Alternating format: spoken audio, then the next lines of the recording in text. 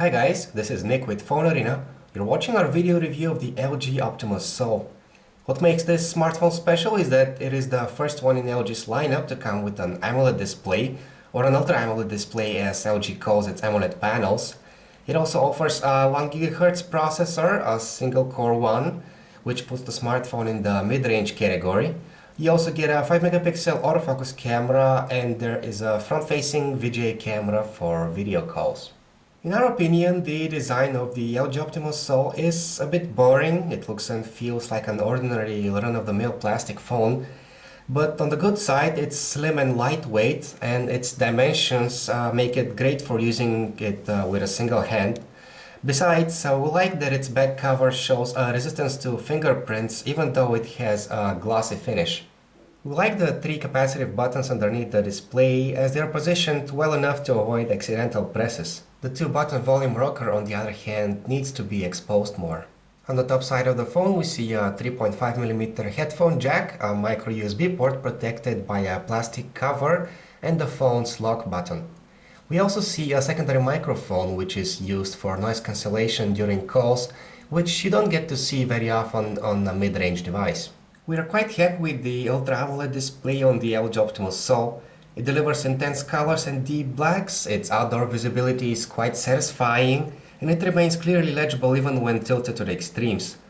However, we put it next to a Samsung Galaxy S2 and found out that the colors on the Sol are not that intense.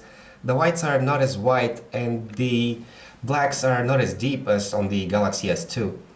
Something more is that the Ultra AMOLED display lacks sharpness and the fine details are not as fine as we would like them to be. Besides, when tilting the smartphone at certain angles, we notice that a greenish tint becomes apparent. The LG Optimus Sol comes with Android 2.3.4 Gingerbread and has the Optimus UI installed on top of it. LG has modified its interface slightly with the dark UI theme, which is designed to minimize the white light that it uses in order to save battery. We didn't actually see much changes, however, so the gain in battery life might not be that significant. Other than that, the Optimus UI is pretty much intact. It is simple but functional with 7 customizable home screens and a good selection of widgets. The smartphone is powered by the MSM8255 chipset by Qualcomm, and the experience is pretty smooth for the most part. Navigation is pretty fluid even when there's a live wallpaper on the home screen. And here's what the on-screen keyboard looks like. It seems a bit narrow at first in portrait mode, but it is quite easy to get used to. In landscape mode, it's pretty convenient to use, it's well spaced and very responsive. All essential software is included out of the box. You get a social networking client, Polaris Office for viewing and editing documents, an app for taking notes, an applications manager. LG has also been kind enough to include its remote call application, which lets you call a company representative for remote assistance and diagnosis when you're experiencing troubles with the device. Overall, the only thing that seems to be missing is a file browser, but other than that, you're pretty much covered. The internet browser is a bit disappointing as it appears to handle Adobe Flash poorly. Navigation is really choppy when Adobe Flash content is displayed, and the animations overlap the menu bar for some reason.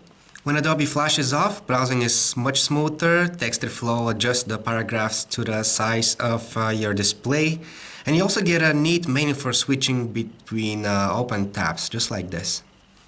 The 5 megapixel autofocus camera on the Optimus Sol lacks flash, so it's pretty much useless in the dark. It offers a handful of shooting scenes, face detection, and it can also take panorama shots, which is enough for the needs of the casual photographer. We took some sample shots on a gloomy day and the exposure level and color reproduction were pretty accurate, although colors looked a bit on the warm side. Details, however, are missing, so the photos look okay only when they're scaled down. When shooting indoors, all fine details get killed by algorithms that process the great deal of digital noise that is present. So overall, the photos look satisfactory only when you have enough light to work with. You can also capture 720p video with the Optimus Sol, but its quality is poor and the details are missing. Surprisingly, the camera supports continuous autofocus, which in fact is very responsive. The LG Optimus Sol comes with a basic music player that can list your tunes by artist, album, or by song name. Besides, a set of media controls is always available only a slide away right here on your slide down menu. The built-in video player can handle up to 720p videos in MPEG-4, DivX and XVID formats with no trouble, and they all look very good on the Ultra AMOLED display. In terms of connectivity, anything that you are likely to ever need is supported by the LG Optimus Sol. It has a 7.2 megabit per second 3G radio, Wi-Fi with support for DLNA and Wi-Fi Direct, and Bluetooth 3.0. Besides, it has a GPS radio which takes about 30 seconds to pinpoint your location from a cold start. When it comes to in-call sound quality, the LG Optimus Sol performs very good. The earpiece produces rich, distinctive tones with only an occasional hissing sound when the volume is set to the maximum. The secondary mic reduces all background noises, which makes voices sound clear and distinguishable to the other party with only a slight hint of reverberation. On the other hand, its battery life is not that impressive. The 1500 mAh battery is rated for 4 hours of talk time or 100 hours in standby mode, which are both figures below today's average. There are several things that we liked about the LG Optimus Sol, the first being the eye-catching display and the other being its slim, lightweight construction. And let's not forget its good in-call sound quality. However, it has its flaws, such as the unpolished browser and the fact that its camera performance is far from stunning. We find it hard to say that the LG Optimus Sol would be the best smartphone for your money, especially when there are so many similarly priced alternatives to choose from.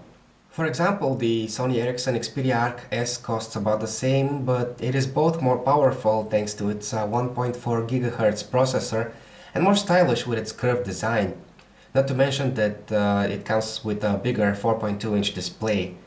If you need a smartphone with a small footprint, the Sony Ericsson Xperia Ray would be a great choice, as it is both more stylish and has a better camera than the Optimus Sol.